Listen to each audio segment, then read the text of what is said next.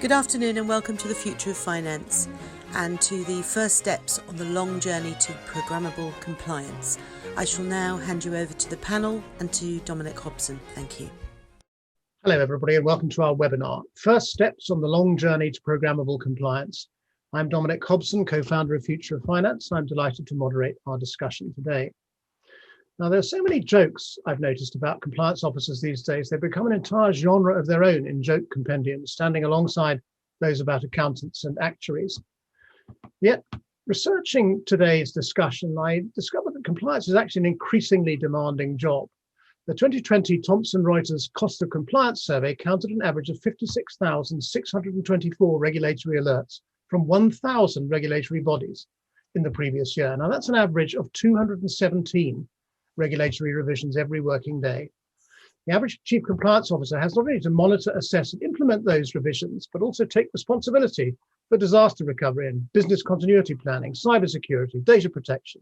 They have to handle HR issues like how people are recruited, how they're managed, retained, how they're dismissed, how they even behave in the office, and especially, of course, how they're paid. The compliance officer has to ensure that customers are not being missold products and suppliers are not criminals, ensure the company meets its ESG disclosure obligations, and do his or her best to mitigate personal liability, not only for the senior management of the company, but on their own account. So it's pretty obvious when you look at it that regulatory compliance needs machinery to automate as much of that work as possible. And the regulators, as well as the regulated, would welcome that.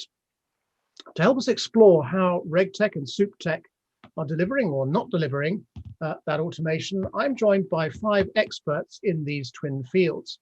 Kimmo Soramaki is the founder and CEO of FNA, a provider of supervisory technology, that's SupTech, and regulatory technology, that's RegTech, to financial institutions, including banks and financial market infrastructures.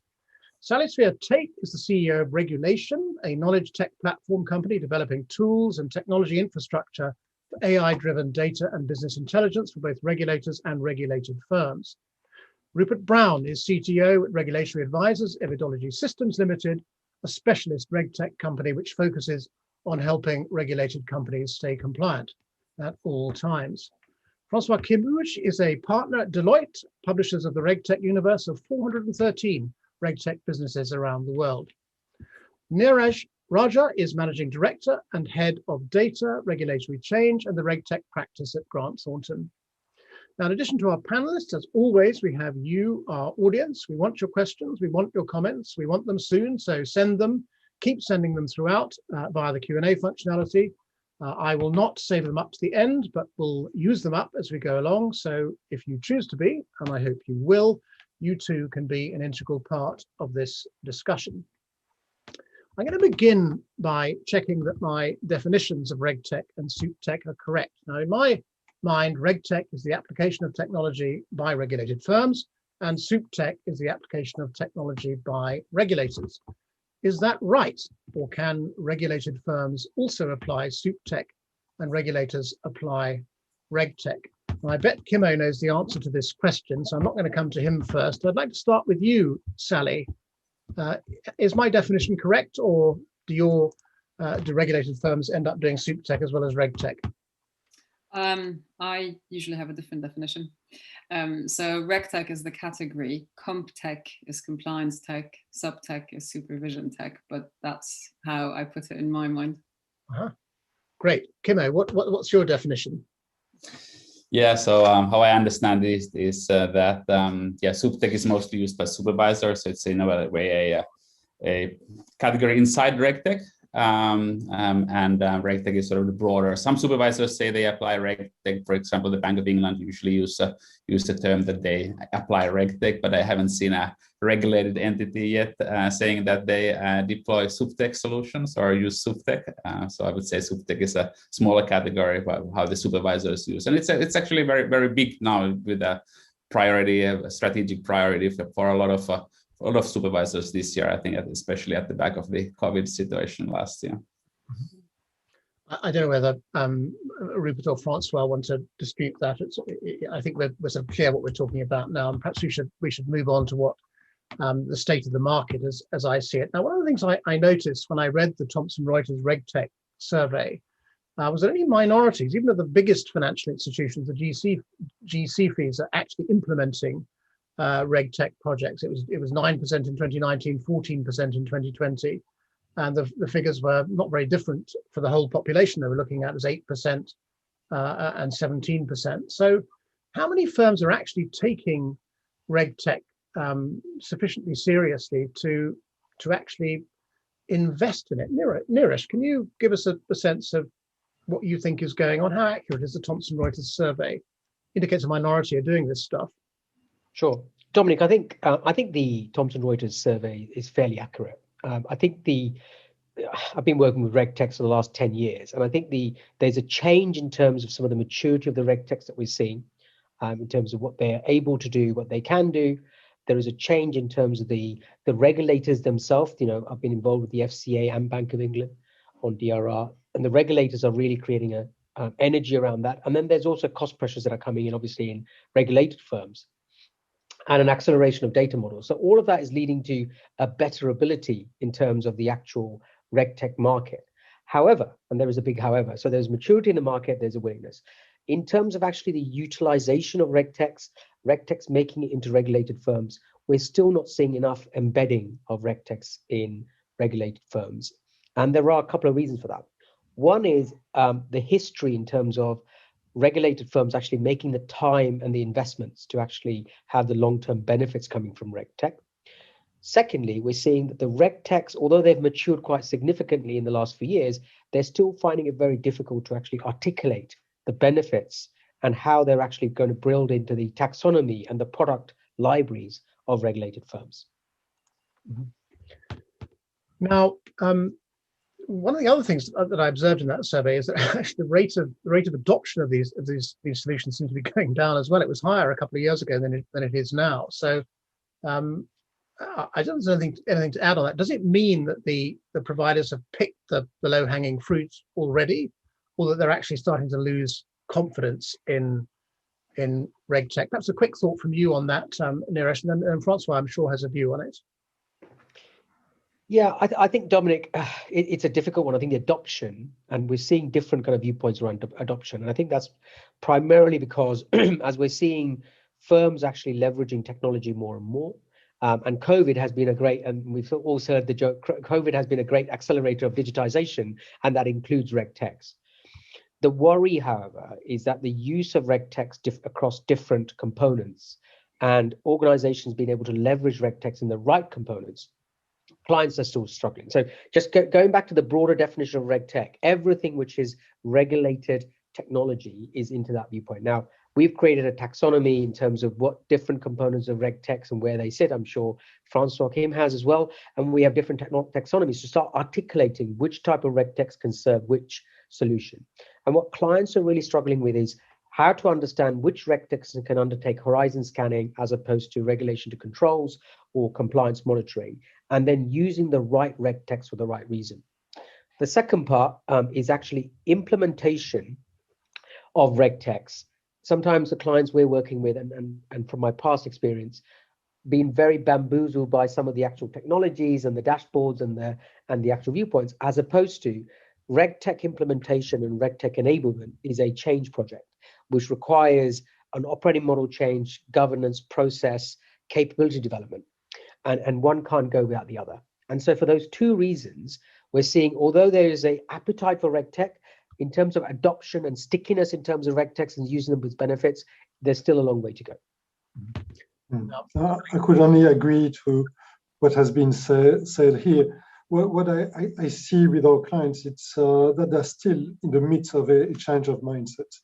So not so long ago, they were still very much in a do-it-ourselves mode, whereby they had their own computer rooms, they had their big system, they were very reluctant to open their ecosystem to external parties.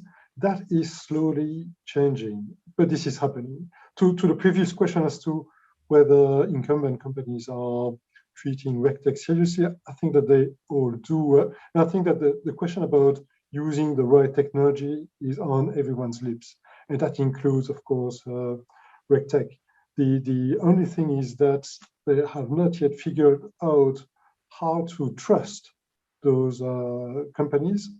And also, I think that they are faced with a very vast amount of companies, and they are a bit lost in trying to figuring out where they need to go. There's so much going on in every piece of their value chain. There is a new solution that will make their life better. So they need to figure out where they have needs and where they should start. Well, I think that this is really one of the key issues. Yeah. I mean, your own universe has these 413 entries. So just very quickly, is there any sign that the market is starting to rationalize, or some of these RegTechs dropping out or being taken over? Globally, no, because the universe is in constant expansion.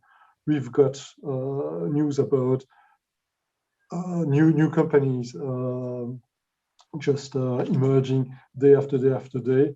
As soon as there's a new regulation, there's a new response to that regulation. As soon as there's a new technology that seems to be promising, we see also new companies there. This said, there are indeed some niche processes on which we see clearly some winners and some laggers. But on that one, I wouldn't say that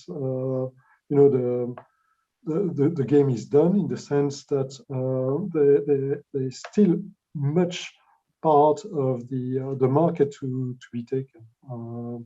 For instance, if I look at a specific area, for instance, in Luxembourg, that really caught the whole market, it was due diligence type of solutions. This caused a lot of interest by the whole market. And so far, our assessment is that 30% of the financial institution have got a RegTech solution in terms of due deal. So that means that 70% of the market is still to be taken. So still a lot of progress to be made.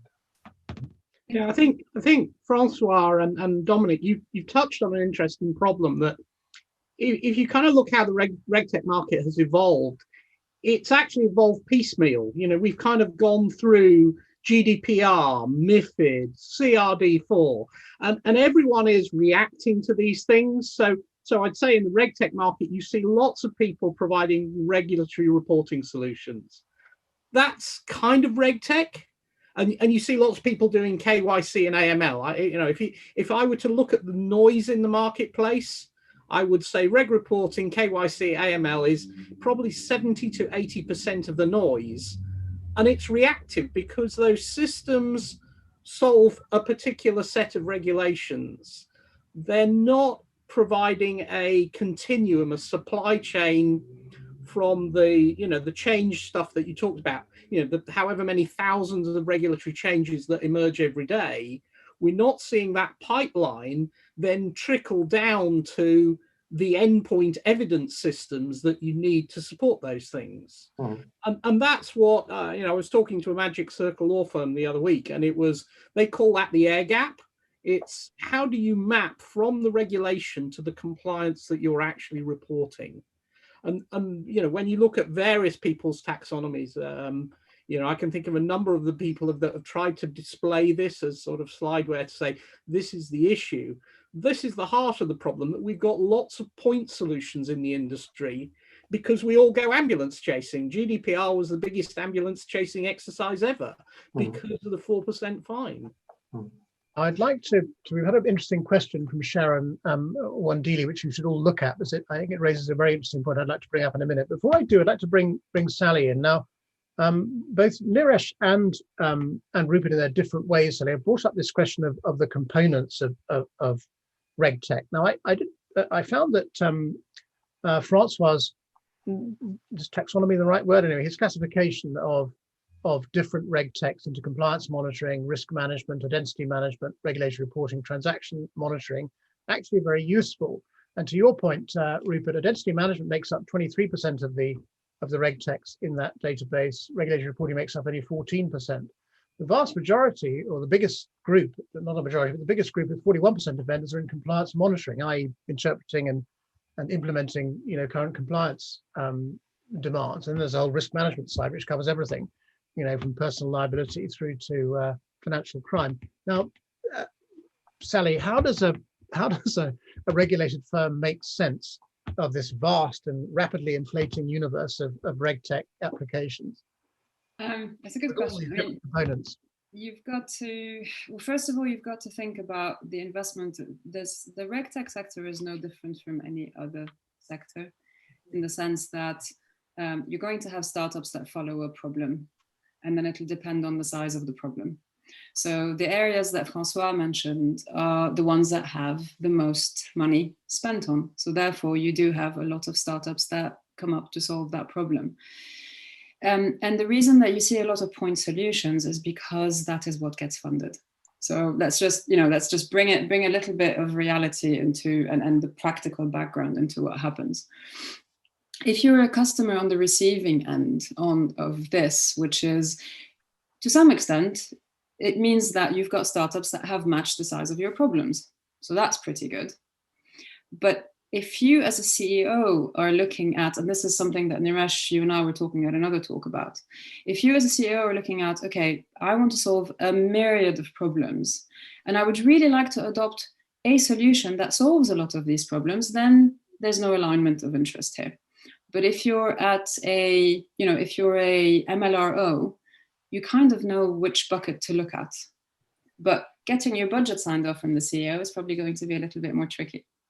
So in the new iteration of Rectex, and we are one of those Rectex, although I call us a knowledge tech company, not a RegTech company, we've developed a data access platform that solves access to data across the entire organization.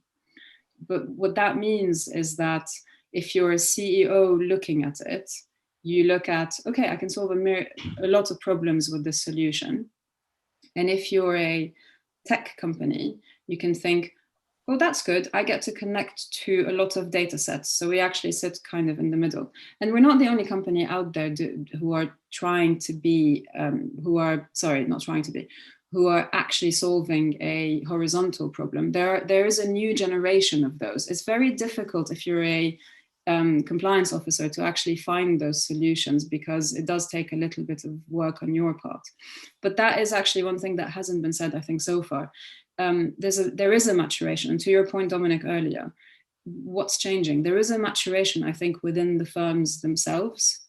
So they started a few years ago by looking externally and looking at the solutions and studying what solutions are out there. They asked a lot of questions. They went back, they learned. And again, even on the buy side, not everybody is equal. Some people have been going through that process of purchasing tech solutions and therefore know what questions to ask, what to look for, what's involved in it, change management, organizational change, et cetera, and others are still very much at the beginning of it. So I think your starting point is look internally. Your starting point, really, that was a long way of answering. Look internally. What's your problem? What can you get budget for? And then decide. I think just, sorry, Dominic. Is that you, Niresh? Yeah, it is. I just had a kind of a counterpoint. Go ahead. Counterpoint, actually. I think so. I was kind of with two global organizations or global banking organizations, and I suppose from a customer standpoint, from my previous experience, I would slightly disagree with the fact that if you would look at the regulatory technology firms which are out there, they've matured to an extent by which they're starting to specialize. And I'm talking about the maturity of some of the ones that have been around for 5 to 10 years. As I think Sally said, we're always going to find new startups trying to chase the money, but we are now seeing a maturity of maybe 20 to 30 RegTech firms out of the 200 RegTech firms in the UK, if we take the UK market, who've matured to understand there are specific parts of the regulatory change lifecycle and compliance lifecycle that they are specializing in, and what really the actual execution needs to be to make that happen. I also think very similar to any solution and any aspect, we're never going to get to a point where a half a dozen RegTechs are going to do everything, from horizon scanning through to impact assessment through to monitoring, etc. So I think we're going to have to see two things. One is, one of the things we should be doing is to educate buyers in terms of which type of RegTechs can solve which type of problems and where do they exist. The second is actually it's not the simple thing, as I said earlier, of just a solution and just a software. It's the methodology and approach to actually implement and get benefits out of those RegTechs. Thanks. Can we address Sharon Wandili's question here? Would you say financial regulators are using regulatory sandboxes to ensure emerging technologies like AI, Bitcoin, etc., applied by FinTechs in financial services companies comply with regulations? There's actually quite a lot in that question. Now, Sally, I'm sure you're well qualified to give us a view on the ability of AI first to meet that air gap, which Rupert referred to, and Neeraj has just spoken very eloquently about, educating people on what to get and then actually implementing things. Turning a regulation into an automated solution is not the work of a moment. What's your reaction to Sharon's question? It's quite a loaded question, actually. BTC is Bitcoin. Just I assume that's it, but that might not be it. Has everybody been following the Ron Khalifa report, the FinTech review? Yes, we've all been reading that very eagerly. Right, and you saw the announcement, was it, I think it was yesterday or something, about the scale box and the FCA now having a scale box? I missed that one, but yeah, go on, tell us about it. Right, so are they using it for regulatory compliance? I think the first iteration of sandboxes was very much about FinTech and about seeing the impact of FinTech on the financial sector. I mean, ultimately, regulators are conduct regulators and systemic and prudential regulators. So that was probably the starting point. And then RegTech came up, and actually it's very much part of that wave. I think if you look at the history of the FCA sandbox, it very much started with FinTech, and then they entered RegTech also into FinTech to see how it would work. So are they using the sandboxes to ensure emerging technologies applied by FinTechs comply with regulations as a way of experimenting, but not as a way of ensuring? Because if you're really thinking about it as a regulator, I mean, there was a study, I think there was a joint exercise that was done by the Bank of England and the FCA about the use of AI by firms in the UK. And if you read through that, it's quite clear, and if you're a regulator, it's quite clear also that you would reach out to the firms and find out how they're using AI, how they're justifying the use of AI, how they're relying on the use of AI. So I think it's a way of education rather than a way of ensuring that they comply. One of the ways I interpreted Sharon's question was whether the RegTech FinTechs, if you like, are being treated by the FCA as a kind of experiment in the application of AI to regulatory automation in general. That's not what's happening. I wouldn't say that. I think sandboxes are very much an education cross collaboration. It's an education for the FinTechs as well. Right. Okay. Now, Kimmo, I'd like to bring you in, because we're starting to talk a little bit about the regulated firms themselves need to be ready to implement these things. And we've touched on how difficult it is to automate regulations themselves. We've learned that RegTechs and SupTechs are getting better at producing solutions. In fact, sometimes too good at it because they're chasing the money. But what about what's going on inside regulated firms? Do compliance teams have the right set of skills to adopt these technologies? Do they have legacy attitudes they need to overcome? Do they have legacy systems? Do they, the way they store data, for example? We've heard Sally talk about the importance of data to using these technologies. Maybe the data is scattered across all sorts of things, from spreadsheets to old-fashioned databases. And then of course they face personal liability. So how eager are they to entrust a machine to keeping the firm compliant? Are there a bunch of problems inside regulated firms, Kimmo, which are an obstacle to RegTech adoption? Yeah, definitely. I think you mentioned the data is always a problem. Like I think very recently it's even available in sort of, we specialize in very granular data analytics. So our inputs are mostly like individual payments, individual loans, individual trades. And this type of data really hasn't been available at the regulated institutions, and most of them isn't yet available. So there's been lot of push after the financial crisis over 10 years ago to upgrade the IT systems so that the data would be available, and it's been, I think, successful in some parts, but not everywhere. The other one is especially with the so we also work a lot, maybe even more in the subtech space with the regulators around the world, and their procurement processes are usually designed to be much more clumsy, instead of like experimentation and sort of rapid prototyping, which I think you need in an area where a lot of things are going on, and new ideas, artificial intelligence. How can you apply it better? How can you get more insights from the existing data sets? How can you tap into unstructured and open data sets? You need experimentation before you can build production solutions, while their procurement processes are designed to buy a database system that has been around for 30 years. I think that's another like a blocker there.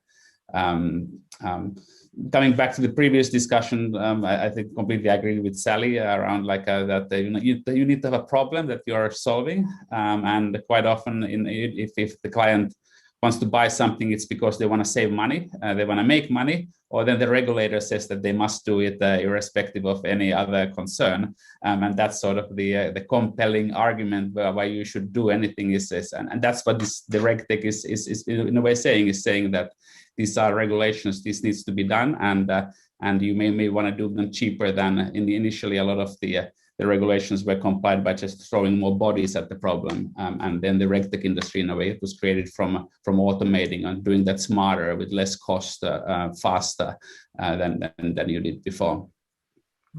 Now, Rupert, we brought up the question of data. I'd be interested in your views on the readiness of regulated firms to adopt RegTech. So you might have a thought on that as well. But primarily, I'd like you to give us your views on this data question. Clearly, these systems rely on data. Clearly, firms are keeping data the data is a bit messy inside these firms. On top of that, of course, the RegTech has to keep up with these 217 alerts every day. Out there are a bunch of data vendors as well. I'm not sure what part they're playing in making this easier or more difficult. Then you've got GDPR on top of that. You've got to protect the data. Then you've got these 1,000 regulators churning this stuff out every day. They're not doing it in a standardized form, so you're continually having to reformat data. It sounds like data is absolutely crucial, but it's really, really difficult to build a efficient RegTech with all these different pieces. Am I right to think that way? You certainly are. I'm not sure that we're any closer to an answer. I do wonder actually at times if things are getting worse. Okay. Not only do we have this tsunami of change and all sorts of new regulations as technology evolves, that's the thing cranking the handle, as it were. But if we look within organizations, they've traditionally failed to consolidate their data estates.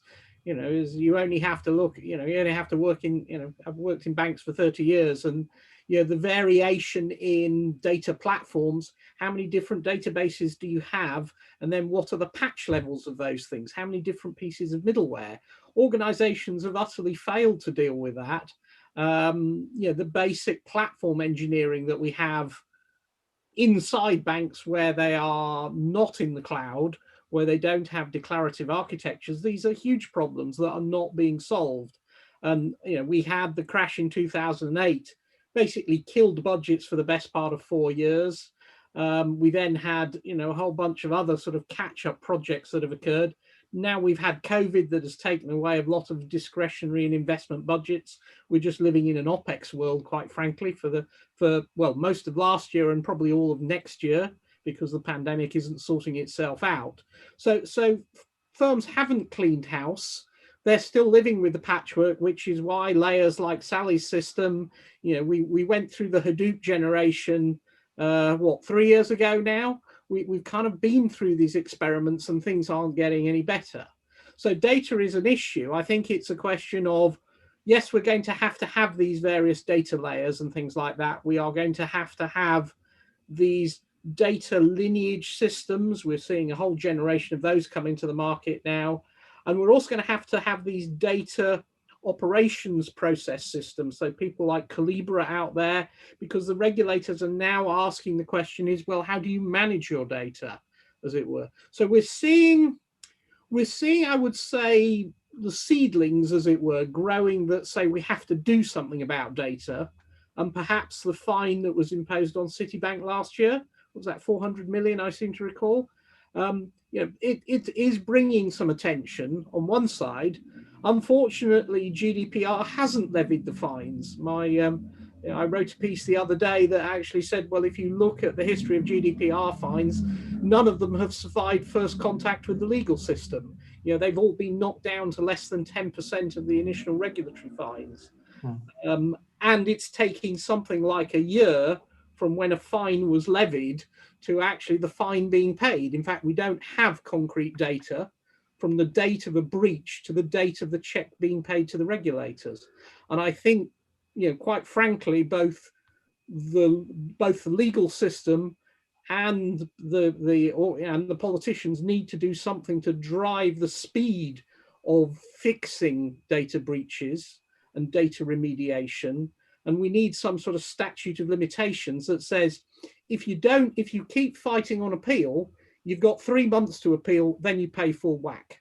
Yeah, we've actually got to make this stuff happen faster. And that's both from a data quality point of view and a data security point of view, that we really must do something about this to drive data quality through a much more rigorous driven change processes with bounded gates. So to be clear, Rupert, you're referring to regulatory forbearance on these GDPR breaches so far, and I had noticed 1 or 2 of those myself.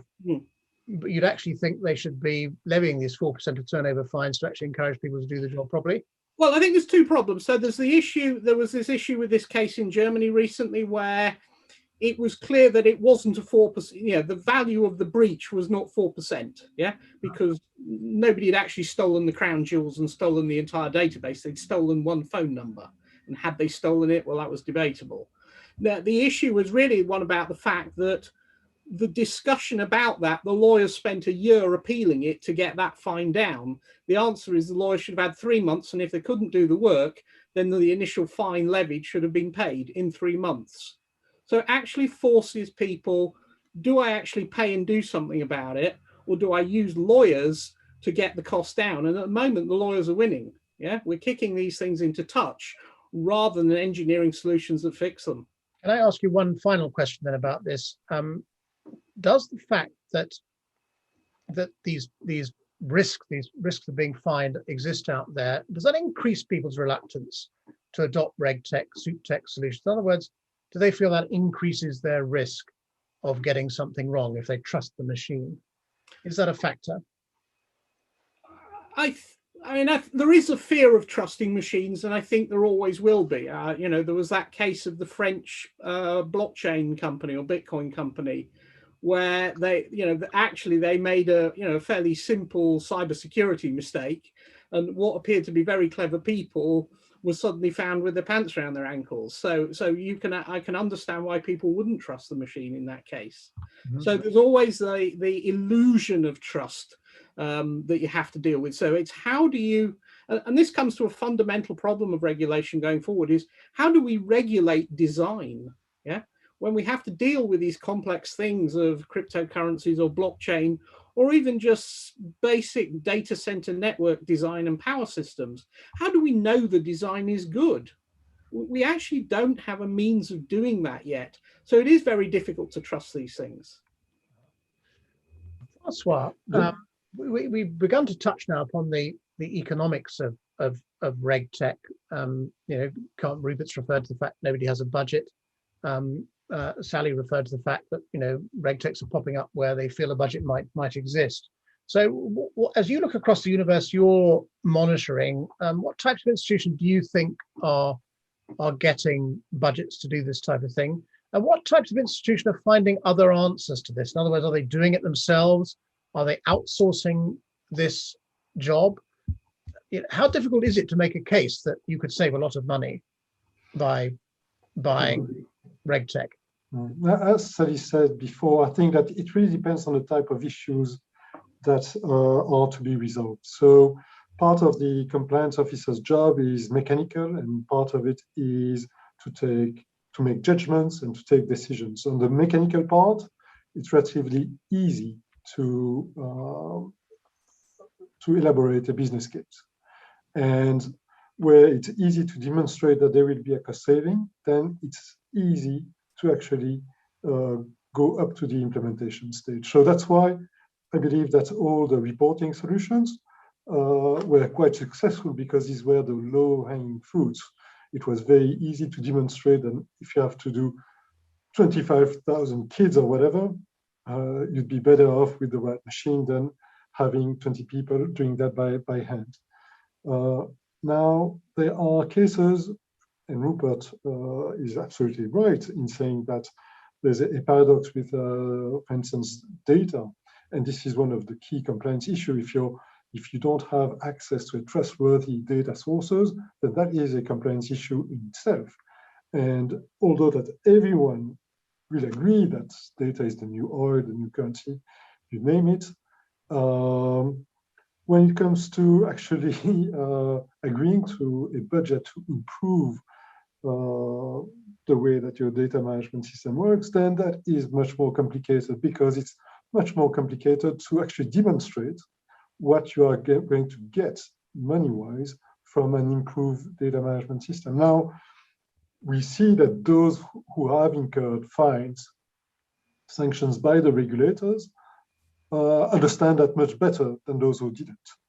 So we do get a lot of requests from our clients to actually find a solution that will allow our clients to sleep better at night.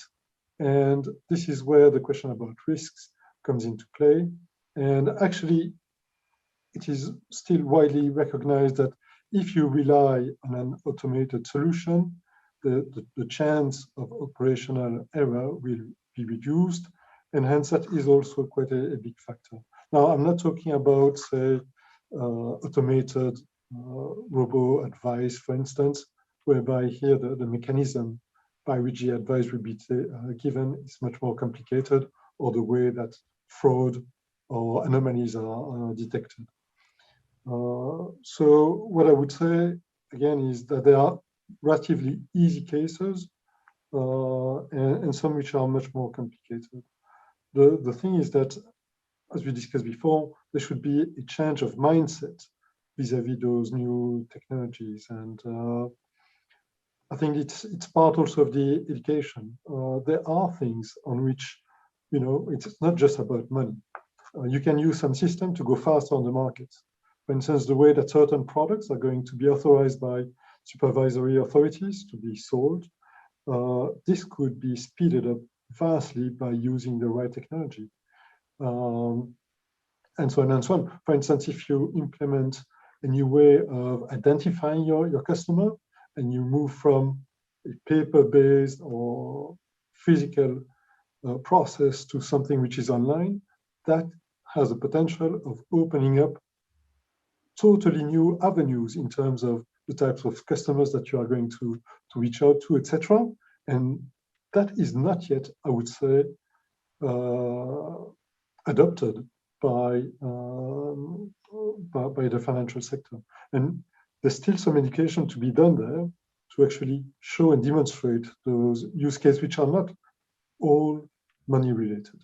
Right. Okay, Naresh, you've heard Francois say data. Sorry, Dominic, I'm going to add something about data because yeah. I think the world of data has been portrayed as being one of doom and gloom, which I don't think is correct. Not by us at Future of Finance, I might say. We're very excited about data. We're just puzzled that people don't share that opinion with us. So we're with you, but I can believe you're right about nobody else sharing that opinion. Yeah, so go on. So it is true that data is in silos. It is true that you've got data that's found and antiquated in systems that are no longer supported.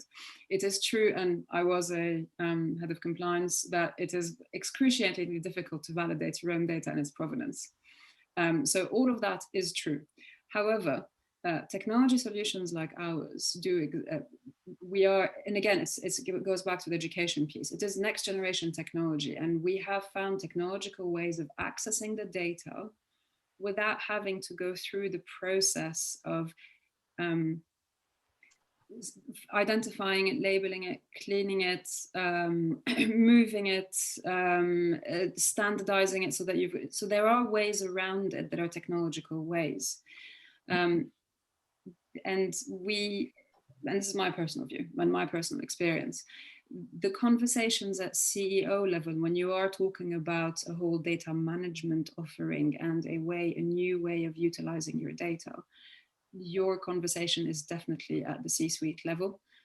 If you're talking at a head of department level, because it is not, the data is not under their control and it's a bigger exercise, you've got to speak at the level that has a bigger budget for IT. But there are solutions that are out there. And also, the other thing that I would dispute is that actually the pandemic has been excellent for IT budgets. In fact, I think that I went with one of our customers. We went from talking about on-prem to cloud preferred within months, really, because of the pandemic. So actually, if you're talking at the right level with the right people, I think the movement on data, there's a much bigger momentum than there used to be. And I think there are lots of strategic leaders out there that are willing to have these conversations, because they know that the pace of change is going to continue, the level of complexity is going to continue, and the level of data is going to continue. And if they do not do this right now, then they will be overtaken by those who do. So I'm actually quite positive about the problem and its solution, but that's because I'm tackling it. Yeah, maybe just add on that. So we actually work a lot on synthetic data that has the characteristics of the real system, because a lot of the insights can be gained if you reproduce the moments of the data correctly, also with synthetic data. So you don't need to go through the trouble of getting the transactional data that has all this personally identifiable information and so forth, because that's not relevant for the analysis necessarily. And I think there's been a lot of discussion on the state data standards and like a sort of formatting of data. I don't think that's very relevant for us. It's more the data content that is the relevant piece. Like I think the legal entity identifier like initiative, for example, is awesome, because it allows in the future us to connect two entities that are in different databases. Because a lot of the value in the analysis comes from tapping into different sources of data and being able to combine it automatically without a huge amount of manual effort. So it's more the data content standards to understand, okay, what is inside the data, rather how it's represented, because you can always automate the representation piece to pass it in the right way, but understanding the content is more difficult. Yeah, and one final thing is that I know that RegTech is usually in the context of FinTech, of finance, but actually RegTech is much broader than that, at least my definition. So, for example, GDPR is a bit of RegTech to some extent. And if you look at the world of regulation as it relates to data, and if you look at the growth of GDPR and of data localization requirements, I think there's a Gartner report that's quite recent that's shown that by 2023, 65% of the world will have data-specific legislation, up from 10%. This is 2023. So you're not talking about in 10 years. You're talking about right now. If you have to make decisions about data management, it really is right now. Now, Niresh, I don't often have this feeling in webinars, but I'm getting excited by what I'm hearing from Kimmo and Sally here, that actually messy data isn't a problem. Even budgets are not a problem. Maybe even thinking about this purely in terms of saving money isn't a problem. It's all about putting on new business and reducing risks. Niresh, are Sally and Kimmo just in sales mode here, and we should just or is there some technological breakthrough here which means we do not have to worry anymore about messy data? By the way, neither Kimmo nor I have said that 80% of the market is like this. I think from my perspective, when you talk about strategic forward-looking, I'm not talking about 80% of the market. I'm talking about a much smaller percentage. But I'm genuinely, you may have hit on something here which is really useful to people who are listening. let's stay with it. Yeah, I think so, and I think, and I'll try to get a word in edgewise from Sally. So I think the key parts, I think, in terms of, if we look at digitization, so if we take at the viewpoint of where digitalization can only happen with data. So anyone who's kind of working around saying digital channels and working that through, without data, digitalization can't happen. So I absolutely believe, and I am excited in terms of the future, that data is the core of how we're going to have the kind of common ecosystem of how companies are going to operate, never mind in financial services. And we're going to move, and we're moving from open banking to open finance, which the regulators have consulted on, to a ecosystem open data across industries, across financial services. And I think the key thing around data is we're always going to have, I call it data debt, which is, we've heard of technology debt, call it data debt, which is there are organizations which are legacy organizations will always have data debt. However, there are aspects of actually looking at quality of data and metadata management around how data is looking at the critical data elements and then focusing on quality and lineage, means that organizations are realizing that their true value of data is actually focused on, one, cleaning up the data that they actually need, not all data. Two, then the actual data that's going to provide value in terms of customer data, product data, etc. They can focus on and create insights and profiling. And then thirdly, they can monetize that data. And monetization in my language is not just monetization, but creating value out of data for both defense and offense. And I talk about that a lot, using data for offense, defense. So I think there is in summary, I think my view is there still is a problem around data quality, and there will always be a problem around data quality and the data debt.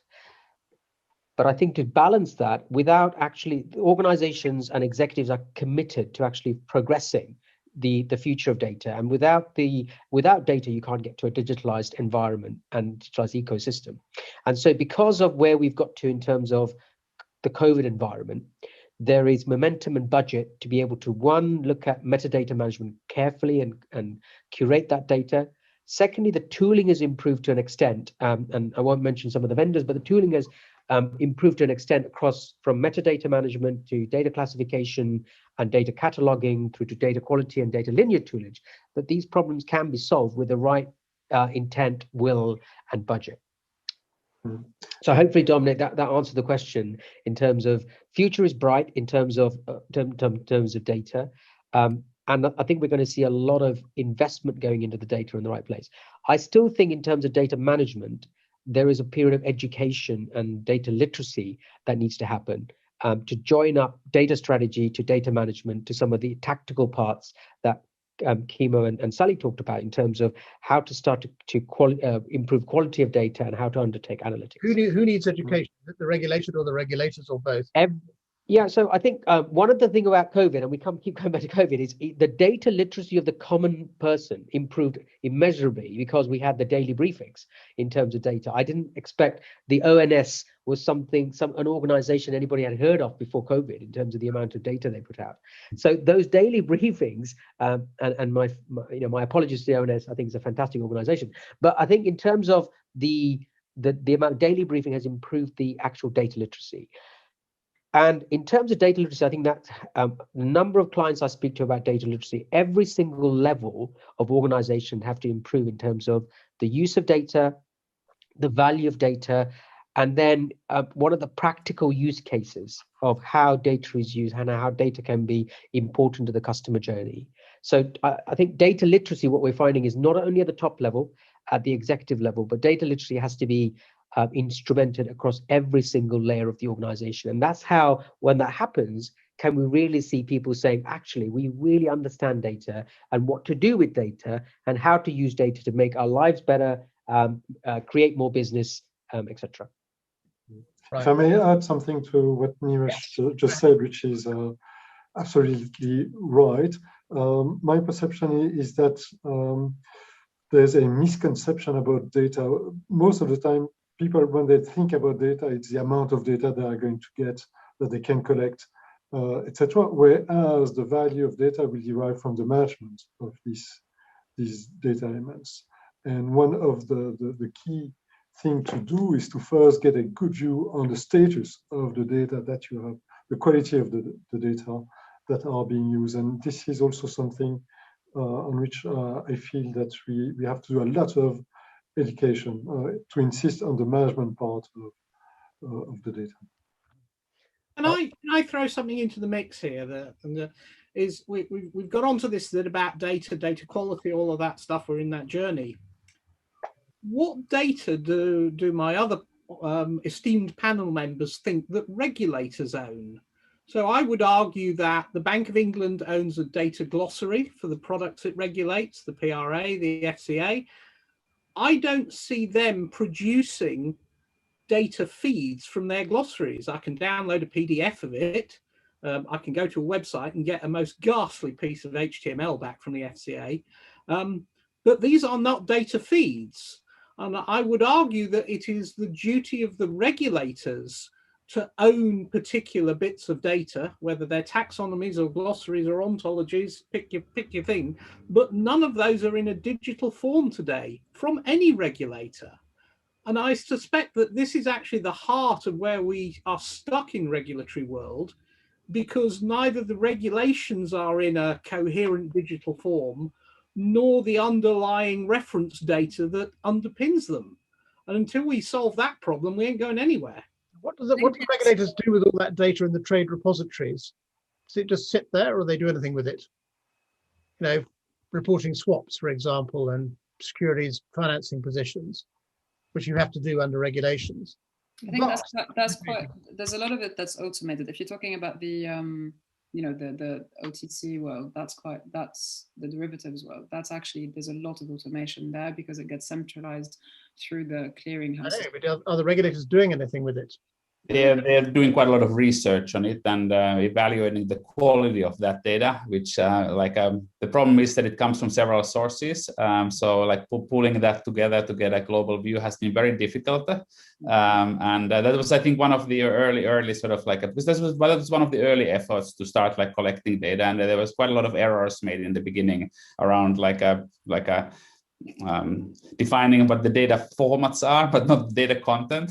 so then everyone was producing a little bit different data content into there, and it's taken a long time to get that into something that is actually you can get insights. We did last year and some years ago quite a bit of work, and the Hong Kong Monetary Authority use our software to understand what is in this data and maybe why don't they let you play with the data and tell them what's in it?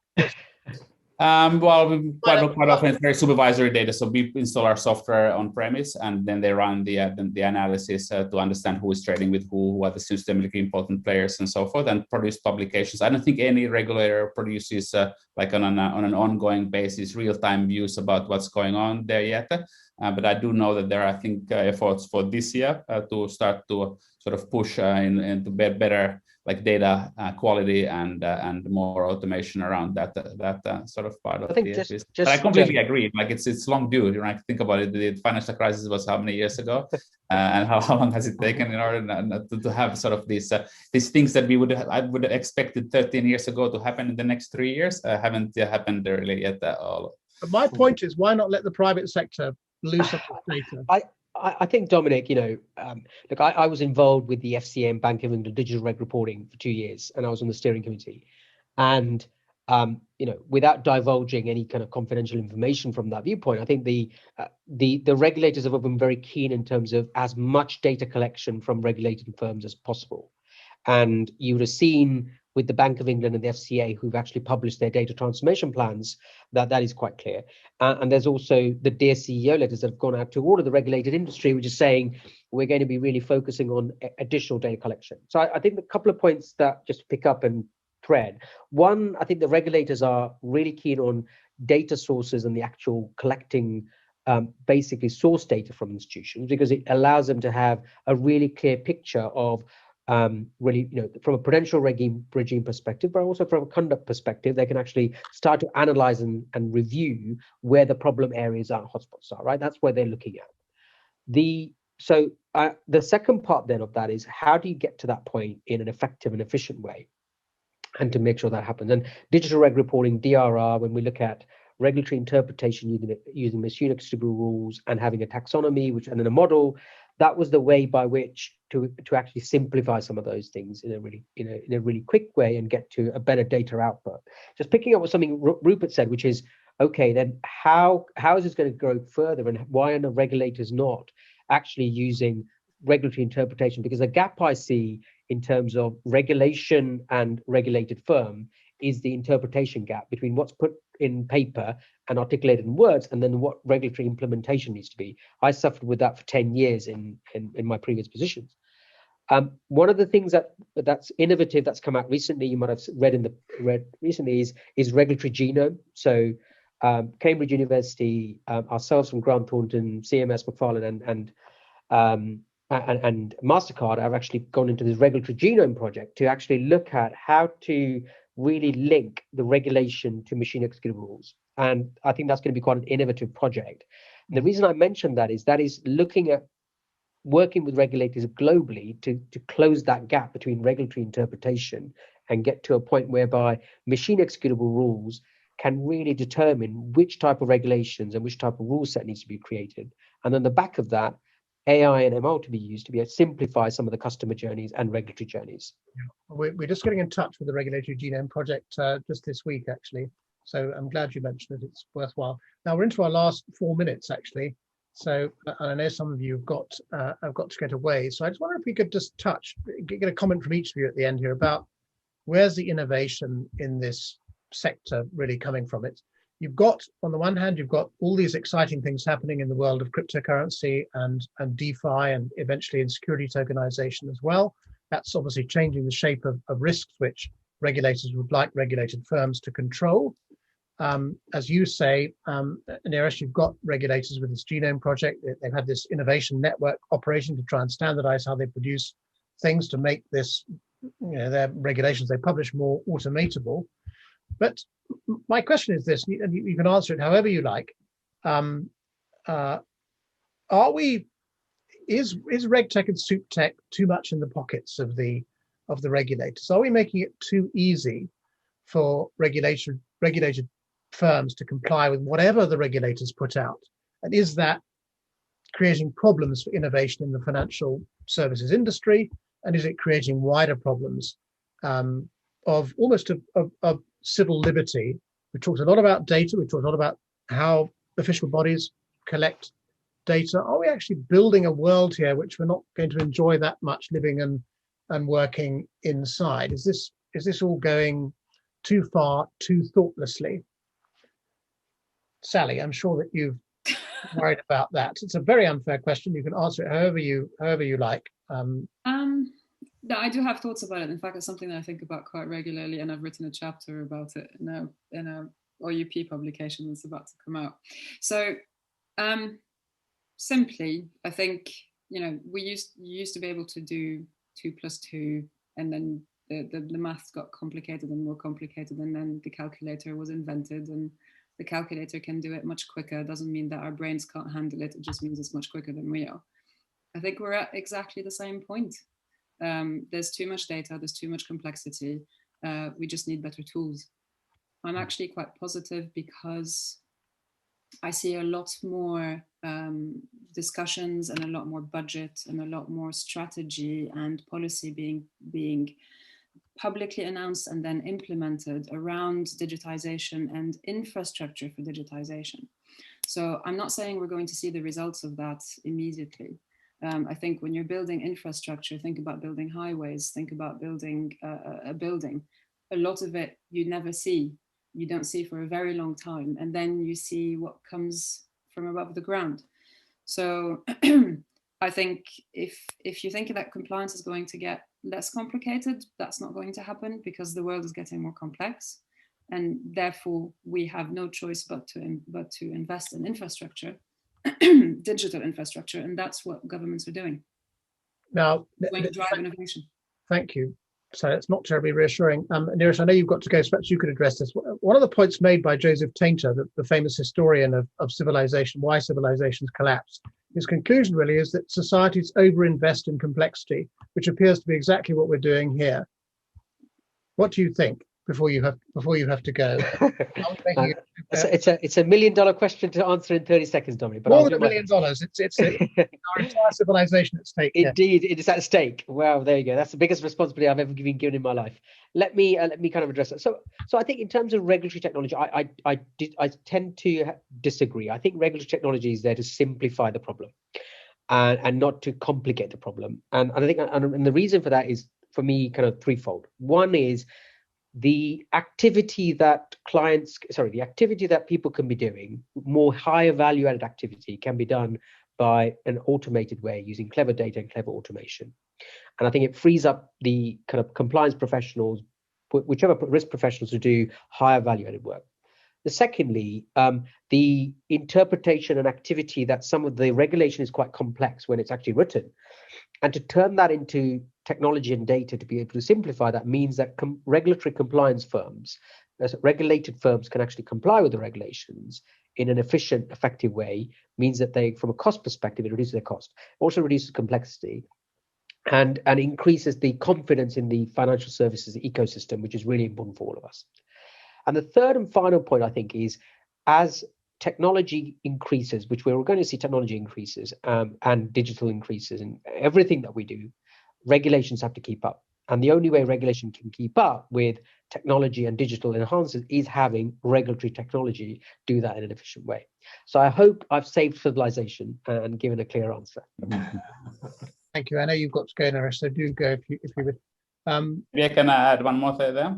Yes, we're waiting. What we're doing here is automating decision making, and there are two consequences to that. Is that we can end up in very weird places because there's no one exercising judgment on the way when rules are built on rules, and we don't really understand how the whole system works and what the interdependencies are. But luckily, when everything is rule-based, we can do it by simulations because there's no one doing judgments, and we can replicate the whole system in a simulation system and run every scenario through what can happen in different circumstances. So that's also related to those like when regulations and contracts can be read much differently, Kimmo, from the way we did it before in 2007. Exactly. Yeah. So. Okay. It's good in a way. It's good, but it's also so can be very bad that everything is rule based. Just I know you're an expert on networks, and so a reassuring comment from you. Our civilization is not about to end. Francois, are we over investing in automating regulation? These 217 alerts a day. Well, I don't think that we'll ever be able to automate all these regulations. As it was said before, I think that those new tools will enable to simplify the whole process. I don't think that we'll get rid of the compliance officers. They will still be in need of someone making that final judgment call and deciding what needs to happen when we detect issues. Now it's really, as I said before, the mechanical part of it all that will go away, and that I'm convinced of, and globally making it more simple. Mm-hmm. Thank you, Rupert. It falls to you to give us a last word on this topic.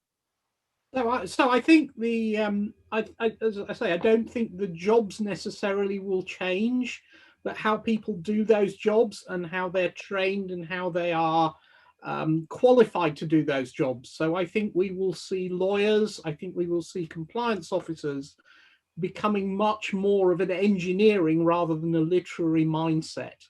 They're going to have to understand about versioning, they're going to have to understand about change, they're going to have to understand about data distribution, all of the things that we learned 20 or 30 years ago in information vending systems like Bloomberg and Reuters.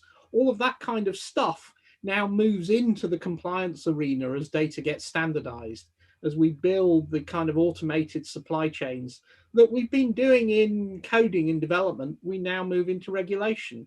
It's going to be that kind of evolution. So, if you're an engineer, the future's bright. Yeah, if you're a literary lawyer, then it's not so good. I actually disagree with that. if you see, the EU just announced plans for regulating AI. the whole legislation around AI and how you take into consideration whether they have a legal personality. Sorry, I'm a lawyer, by the way. Well, there you go. I'll use it. Let me give you a final analogy to think about. If you go onto the web, there are two very interesting films out there. One is a film of the Lumiere brothers, the first steam engine, hence I've got the engine behind me, where they've uprated what was an original piece of cinema to 4K resolution. Now, AI was able to do that because it could find the edges and sharpen the picture. If you go back to the Armistice Day of 2018, which was 100 years after the end of the First World War, Peter Jackson, who did Lord of the Rings, did a colorization of some First World War footage. So he did what they did with the train, but he had to get all the colors right and all the cat badges right to get the pictures right. Now, when you look at the credits of that film, he had over 200 people to get the metadata right for the AI then to stitch the whole thing together to make it real, or as real as he believed. And that is the issue. It's about data management and systematic data management that will enable AI to succeed. But if we believe that the computer is going to magically know that there is a haystack and know that it's looking for a needle, then we are doomed. Yeah. Right. We better stop there, I'm afraid, Sally, but there's clearly lots to continue to talk about. I thought it was quite a hopeful note to end on there, that those of us who thought the compliance department was the business prevention department is actually going to be reduced to a bunch of people tinkering with robots. But it sounds from your last comment there, Rupert, that in fact there's going to be even more people working in the compliance department than there were before. But anyway, we better stop there. It's a fascinating subject. I'd like to thank our panelists, Kimbo Soramaki of FNA, Sally Sphere-Tate from Regulation, Rupert Brown from Evidology Systems, Francois Uge from Deloitte, and Neeraj Raja, who had to leave us from Grant Thornton. Thank you also to the audience for your interest and your listening and for your questions. Our next webinar is 5 days away. That's on Tuesday, the 27th of April, usual time, 1400 London time. Our subject is wealth management. Wealth managers need to take a side on cryptocurrencies and security tokens. And I hope that lots of you will join us then. Please do. But for now, it's... Thank you for joining us. You can find this discussion on www.futureoffinance.biz and indeed other planned webinars under current events.